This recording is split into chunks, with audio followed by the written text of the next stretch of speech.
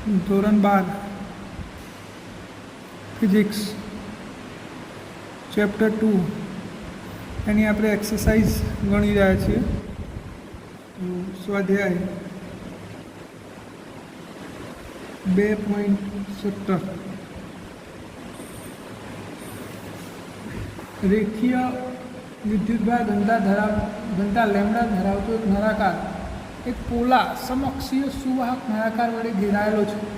બે નળાકારની વચ્ચેના અવકાશમાં વિદ્યુત ક્ષેત્ર કેટલું હશે? એક નળાકાર છે જેની પર વિદ્યુતભાર છે લેમ્ડા, એટલે કે એની રેખીય વિદ્યુતભાર ઘનતા લેમ્ડા છે. એની વિદ્યુતભાર ઘનતા કેટલી છે? લેમ્ડા. આ એક સુવાહક નળાકારની અંદર મૂકેલો છે. આની ઉપર એક સુવાહક નળાકાર છે આવી રીતે.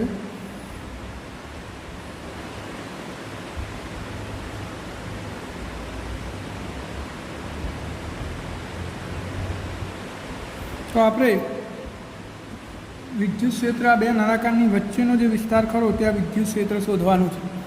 તો આપણને ત્રિજ્યાઓ અહીંયા નહીં આપી દો, આપણે વિચારી લઈએ અંદરની ત્રિજ્યા એ વિચારી લઈએ નાના નળાકારની. મોટા નળાકારની ત્રિજ્યા આપણે લઈ લઈએ બી, અને વિદ્યુત ક્ષેત્ર ધન વિદ્યુતભાર ઘનતા છે એટલે વિદ્યુત ક્ષેત્ર નળાકારથી ત્રિજ્યાવર્તી દિશામાં બહાર તરફ હોય અહીં. તો આપણે અહીંયા બે નળાકારની વચ્ચેના વિસ્તારમાં વિદ્યુત ક્ષેત્ર શોધવાનું છે. તો બે નળાકારની વચ્ચેના વિસ્તારમાં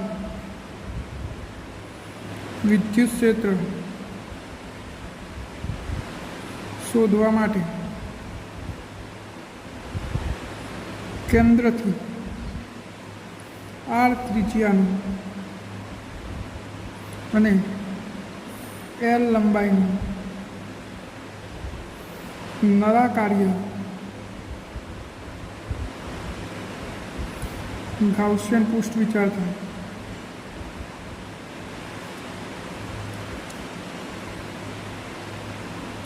શું કરીશું? અહીંયા એક ગાઉસિયન પૃષ્ઠ વિચારીશું આર ત્રિજ્યાનું. આ એક ગાઉસિયન પૃષ્ઠ વિચાર લીધું આર ત્રિજ્યાનું. કેટલી ત્રિજ્યા છે આની? આર, અને લંબાઈ કેટલી? એલ. તો ગાઉસિયન પૃષ્ઠ વડે ઘેરાયેલ વિદ્યુતભાર, ગાઉસિયન પૃષ્ઠ વડે ઘેરાયેલ વિદ્યુતભાર ક્યુ બરાબર શું થાય? Lambda into L. ઘેરાયેલ કુલ વિદ્યુતભાર એટલે સિગ્મા. રેખીય વિદ્યુતભાર ઘનતાનું સૂત્ર લેમ્ડા બરાબર સિગ્મા ક્યુ અપોન એલ. તો સિગ્મા ક્યુ બરાબર લેમ્ડા એલ. હવે ગાઉસના નિયમ પ્રમાણે E dot A is equal to sigma Q upon epsilon 0. E dot A એટલે E A cos theta is equal to sigma Q upon epsilon 0. Sigma ક્યુની જગ્યાએ del lambda L upon epsilon 0. તો જો E અને એ વચ્ચેનો ખૂણો શૂન્ય જ થશે. આ આપણું ગાઉસિયન પૃષ્ઠનું ક્ષેત્રફળ સદિશ આ દિશામાં અને E એ આ દિશામાં. તો થીટા બરાબર 0. તો કોસ 0ની કિંમત 1 થાય. તો E A is equal two lambda L upon epsilon 0. એ એટલે નળાકારનું ક્ષેત્રફળ 2πr l is equal two lambda L upon epsilon 0. L cancel out થશે. તો E બરાબર લેમ્ડા અપોન 2π એપ્સાઇલન 0 r. આ વિદ્યુત ક્ષેત્રનું સૂત્ર આવી ગયું બે નળાકારની વચ્ચેના વિસ્તારમાં. ખૂબ જ સરળ દાખલો છે મિત્રો. એકવાર શાંતિથી તમે વિડીયોને જોશો તો તમને આવડી જશે. એમાં આપણે બીજું કંઈ શોધવાનું એને કહ્યું નથી, માત્ર વિદ્યુત ક્ષેત્ર શોધવાનું છે. હવે યાદ રાખજો કે બે નળાકારની વચ્ચેના વિસ્તારમાં વિદ્યુત ક્ષેત્ર કેટલું હોય? Lambda upon 2π epsilon 0 r. આ કોના જેવું સૂત્ર છે? રેખીય વિદ્યુતભાર ઘનતા ધરાવતા અનંત લંબાઈના તાર વડે ઉત્પન્ન થયેલ વિદ્યુત ક્ષેત્ર જ છે. એટલે તમે આને તાર સમજી લો. આ વચ્ચેનું અંદરનો નળાકાર છે, તો આજુબાજુના વિસ્તારમાં વિદ્યુત ક્ષેત્ર આટલું જ હોય. તો આ એના એક સૂત્ર છે. હવે આપણે જોઈશું 2.20 स्वाध्याय 2.20 स्वाध्याय 2.20 ए અને બી ત્રિજ્યાઓ ધરાવતા બે વિદ્યુતભારિત સુવાહક ગોળાઓને એક તાર વડે જોડવામાં આવે છે. બે ગોળાની સપાટીઓ પર વિદ્યુત ક્ષેત્રનો ગુણોત્તર કેટલો હશે? તો આ એક એ ત્રિજ્યાનો ગોળો છે અને આ બી ત્રિજ્યાનો ગોળો છે. બંનેને વાહક તાર વડે જોડીએ અને પછી એમને છૂટા પાડી દઈએ તો બંને પરના વિદ્યુત ક્ષેત્રનો ગુણોત્તર શોધવાનો છે. તો બે ગોળા વાહક તારથી જોડતા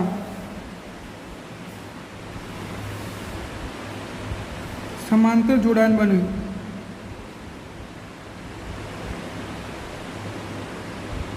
હવે આના પરનો વિદ્યુત સ્થિતિમાન V1 હોય, આનો V2 હોય, આની પર Q1 વિદ્યુતભાર હોય અને આની પર Q2 હોય, તો સમાંતર જોડાણ માટે વિદ્યુત સ્થિતિમાન શું હોય? સમાન. V1 = V2. હવે V બરાબર તો શું થાય? કે Q1 ત્રિજ્યા A = શું થાય? કે Q2 ત્રિજ્યા B.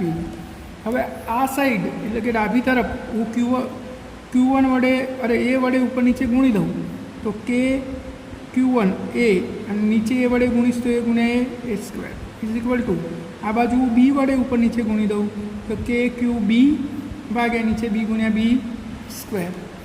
તો હવે KQ / A² એટલે તો શું થાય? વિદ્યુત ક્ષેત્ર E1 આ A વધ્યો A = આ બાજુ KQ / B² એટલે E2 વધ્યો B. તો વિદ્યુત ક્ષેત્રનો ગુણોત્તર E1 / E2 બરાબર શું થશે? B / A. હવે આપણને બીજું પણ કંઈક પાછળ પૂછ્યું છે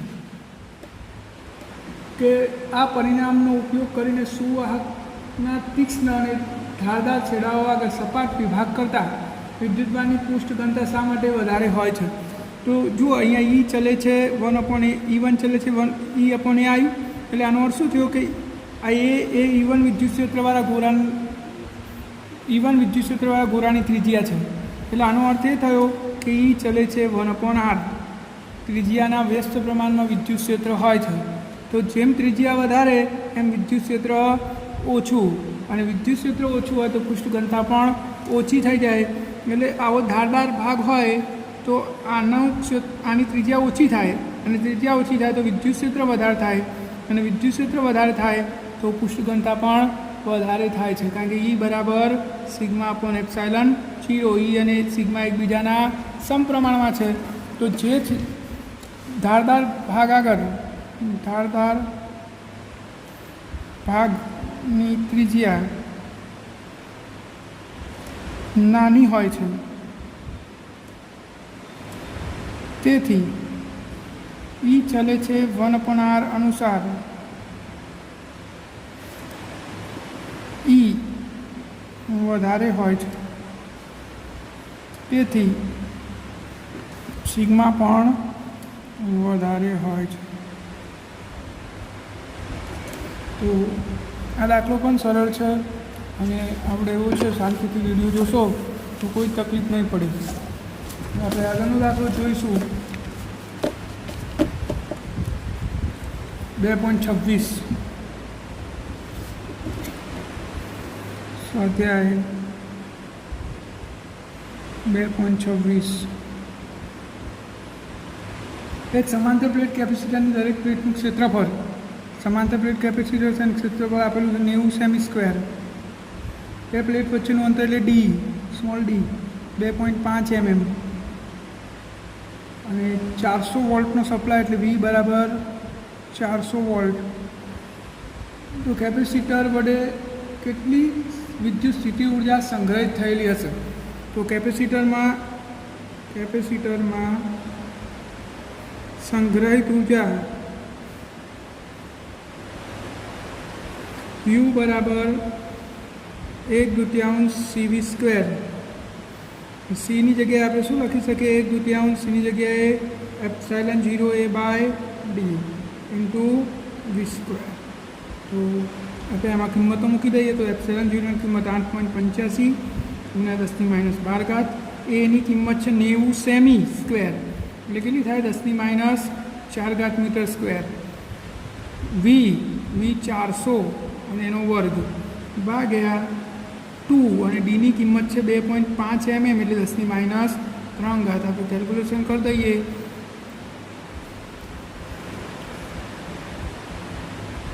એનું કેલ્ક્યુલેશન થશે 2548.8 8.85 ગુણ્યા 90 ગુણ્યા 4 4 16 4નો વર્ગ લીધો મેં ભાગ્યા 2 ભાગ્યા 2.5. હવે આપણે ઘાત ગણી લઈએ તો જો આ બે ઘાત આપણે ગુણાકારમાં લીધેલી 10⁴ થઈ એટલે +4 આવીએ અને આ -4 કેન્સલ તો 12માંથી માત્ર 3 જ બાદ કરવાની તો 10⁻9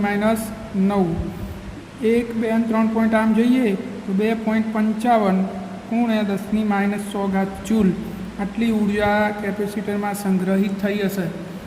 હવે આ બે પ્લેટ વચ્ચેના સ્થિત વિદ્યુત ક્ષેત્રમાં સંગ્રહ પામેલી ઘણો અને એકમ કદ દીઠ ઉર્જા યુમાં મેળવો.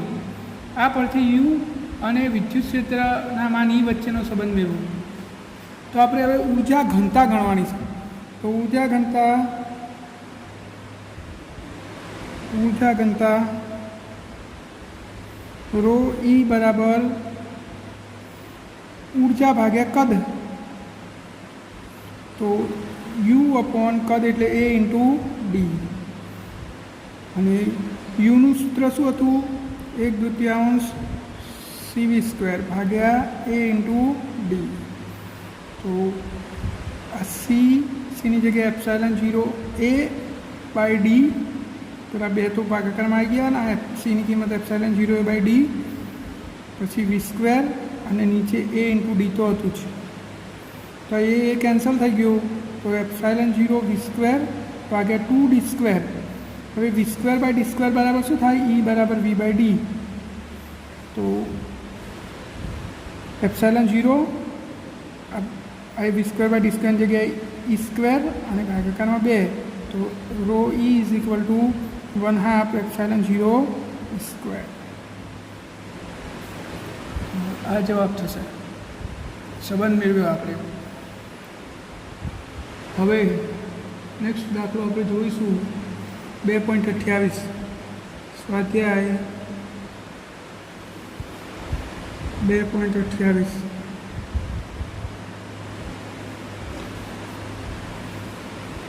દર્શાવો કે સમાંતર પ્લેટ કેપેસિટરની દરેક પ્લેટ પર લાગતા બળનું માન 1/2 QE છે, જ્યાં Q કેપેસિટર પરનો વિદ્યુતભાર છે અને E પ્લેટો વચ્ચેનું વિદ્યુત ક્ષેત્રનું મૂલ્ય છે. અને 1/2 કેવી રીતે આવે છે એમ સમજાવવાનું છે. તો આપણે અહીંયા કેપેસિટર દર્શાવીએ તો આ પ્લેટ ધન પ્લેટ છે અને આ ઋણ પ્લેટ છે. વચ્ચેનું જે વિદ્યુત ક્ષેત્ર આપેલું છે આપણે અહીં આપેલું વચ્ચેનું એટલે આ બંને પ્લેટનું કુલ પરિણામી વિદ્યુત ક્ષેત્ર E. તો આપણે એવું સાબિત કરવાનું છે કે ગમે તે પ્લેટ પર લાગતું બળ 1/2 QE જેટલું હોય છે. તો આપણે એવું સમજી શકીએ કે જો આ વચ્ચેના વિસ્તારને છોડી દો તો આપણે આ પ્લેટનું જે વિદ્યુત ક્ષેત્ર છે એને હું E1 કહી દઉં તો E1 આ રીતે હશે પોતાનાથી દૂર તરફ. એનો અર્થ શું થયો કે આ બીજા નંબરની જે પ્લેટ છે જેની પર આપણે વિદ્યુતભાર આની પર +Q લીધેલો છે અને આની પર -Q. તો આ જે બીજા નંબરની પ્લેટ છે પ્લેટ 2 એ પહેલાં પ્લેટના વિદ્યુત ક્ષેત્રમાં છે. તો આપણે આવું કહી શકીએ અહીંયા કે ઋણ પ્લેટ એ ધન પ્લેટના વિદ્યુત ક્ષેત્રમાં છે અને ધન પ્લેટનું વિદ્યુત ક્ષેત્ર E1 બરાબર σ/2ε0 થાય. તો આટલા વિદ્યુત ક્ષેત્રમાં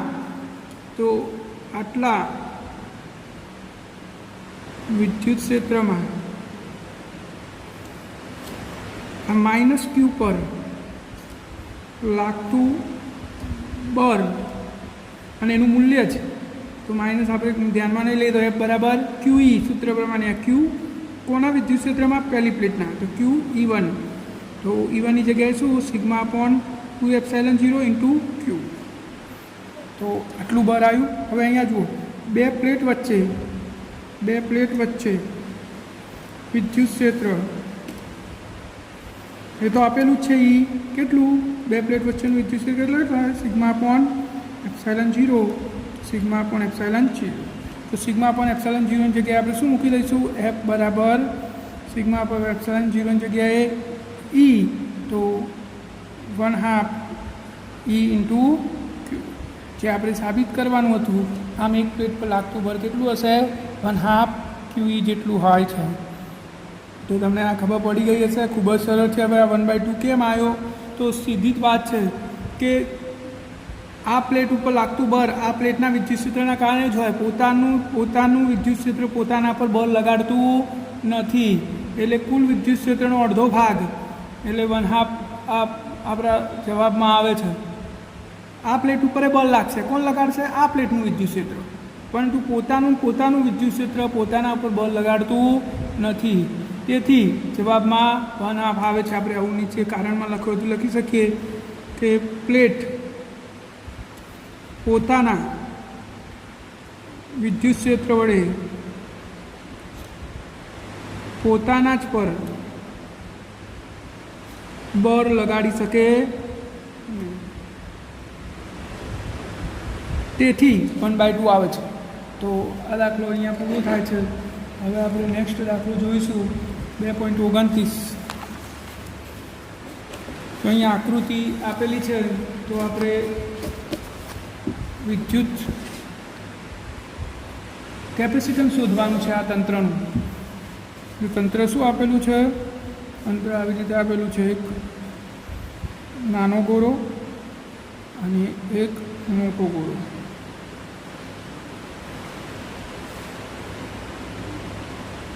એક નાનો ગોળો છે અને એક આ મોટો ગોળો છે તો આપણે અહીંયા એને એવું આપેલું છે કે અહીંયા ધન ચાર્જ છે અને અંદરના ગોળા પર ઋણ ચાર્જ છે તો કેપેસિટન્સ સી બરાબર 4πε0 R1 R2 ભાગ્યા R1 માઇનસ R2 વડે અપાય છે જે R1 અને R2 અનુક્રમે બહાર અને અંદરની ત્રિજ્યાઓ છે એટલે આ બહારની ત્રિજ્યા R1 અને અંદરની ત્રિજ્યા R2 છે તો અહીંયા આપણે કેપેસિટન્સ શોધવાનું છે સી તો સૌથી પહેલાં આપણે આનું વિદ્યુત ક્ષેત્ર શોધવું પડે વચ્ચેના વિસ્તારનું તો જો અહીંયા આ ઋણ વિદ્યુત ભાર અને આ ધન તો વિદ્યુત ક્ષેત્ર ધનથી ઋણ તરફ એટલે આ અંદર તરફની દિશામાં વિદ્યુત ક્ષેત્ર અંદર તરફ ત્રિજ્યાવર્તી દિશામાં વિદ્યુત ક્ષેત્ર હશે અને આ અંદરના ગોળાની વચ્ચેના વિસ્તારનું વિદ્યુત ક્ષેત્ર 0 બહાર 0 તો ગોળાની બહાર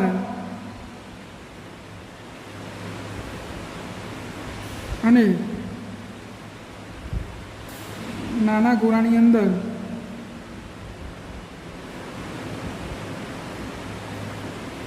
વિદ્યુત ક્ષેત્ર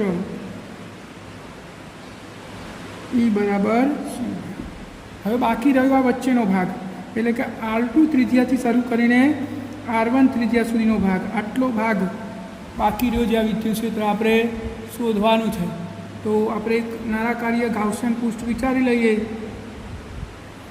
R ત્રિજ્યાની તો વચ્ચેના ભાગમાં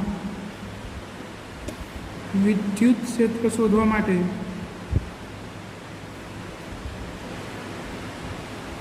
R ત્રિજ્યાનું ગોળાકાર પૃષ્ઠ વિચારતા ગોળાકાર ગાઉસિયન પૃષ્ઠ વિચારતા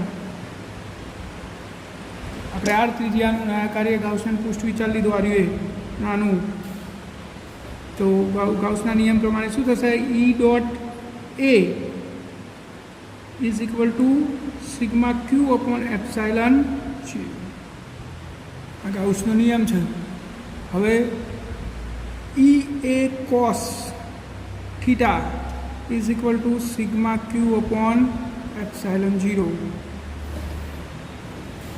થીટા કેટલું થશે તો થીટા થશે પાઈ કારણ કે જો વિદ્યુત ક્ષેત્ર અંદર તરફ છે અને આપણે ગાઉસિયન પૃષ્ઠનું ક્ષેત્રફળ સમજીએ તો એ બહાર તરફ થાય તો થીટા થશે પાઈ એટલે માઇનસ E A થશે કોસ પાઈની કિંમત -1 સિગ્મા ક્યુ અપોન એપ્સાઇલન 0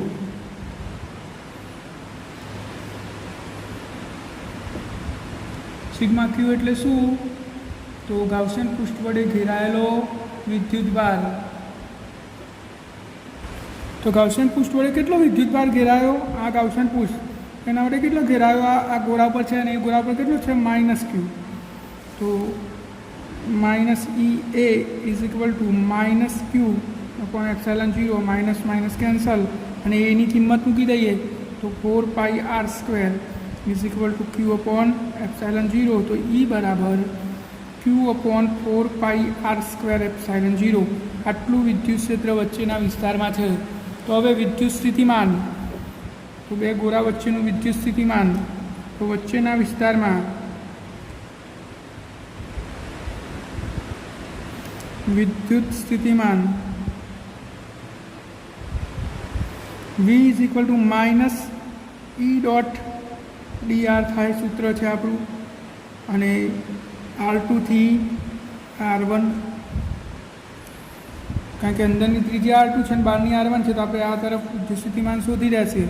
તો V is equal to minus R2 R1 E dot DR એટલે ઈ ડીઆર કોસ થીટા. હવે થીટા કેટલો થશે? તો ઈ અને ડીઆર વચ્ચેનો ખૂણો, તો એ તો પાઈ જ થશે. તો થીટા બરાબર પાઈ.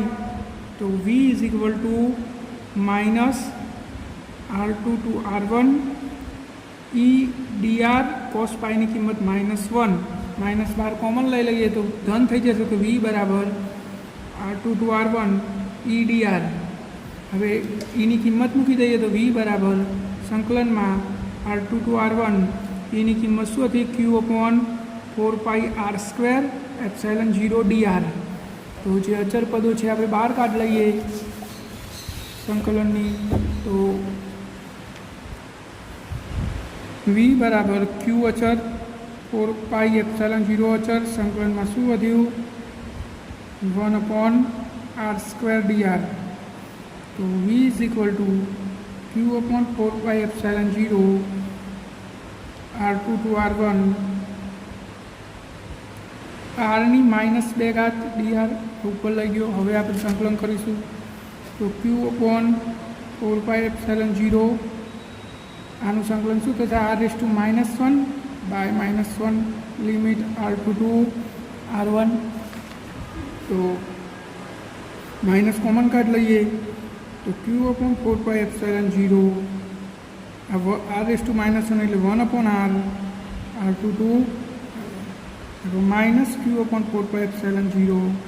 અહીંયા શું થશે? 1/r1 -1/r2.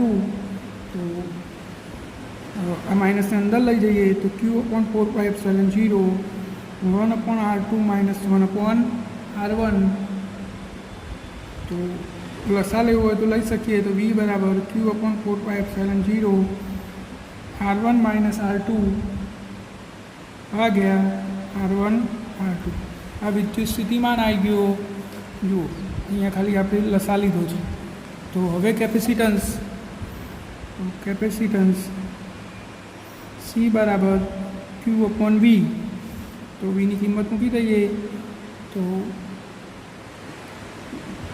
ક્યુ એમના એમ અને Vની કિંમત ક્યુ પેલું આખું પદ એમના એમ પહેલાં લખી દઉં છું, પછી ઉપર લઈ જઈશું 4π epsilon 0 R1 -R2 by R1 R2. તો આ બે ભાગાકારવાળા પદ ઉપર જતા રહેશે. તો શું થશે? આ ક્યુ કેન્સલ.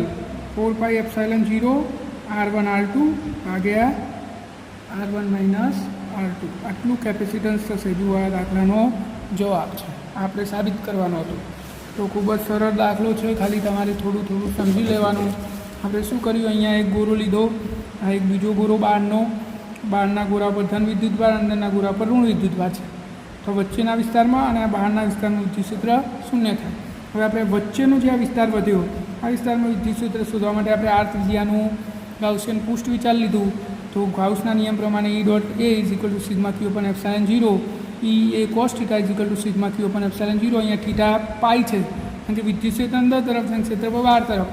તો માઇનસ ઈ એ બરાબર sigma Q upon epsilon 0 sigma ક્યુ એટલે ઘેરાયેલો વિદ્યુત ભાર.